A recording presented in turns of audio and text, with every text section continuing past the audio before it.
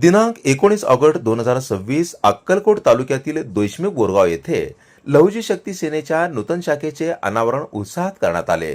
या शाखेच्या माध्यमातून समाजातील वंचित, शोषित व पीडित घटकांना न्याय मिळवून देण्यासाठी कार्य करण्याचा निर्धार यावेळी व्यक्त करण्यात आला।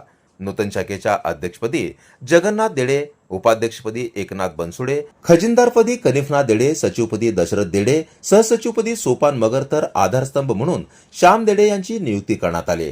कार्यक्रमास देशमुख बोरगावचे पोलीस पाटील अभिजित पाटील, तंटामुक्त अध्यक्ष चन्नप्पा कामशेट्टी, समाजसेवक वीरभद्र स्वामी, गणेश हरी देडे, रमेश देडे, परमेश्वर देडे, राम देडे, राजकुमार देडे, ज्ञानेश्वर देडे यांच्यासह लहुजी शक्ती सेनेचे पदाधिकारी व कार्यकर्ते आणि समाज बांधव मोठ्या संख्येने उपस्थित होते।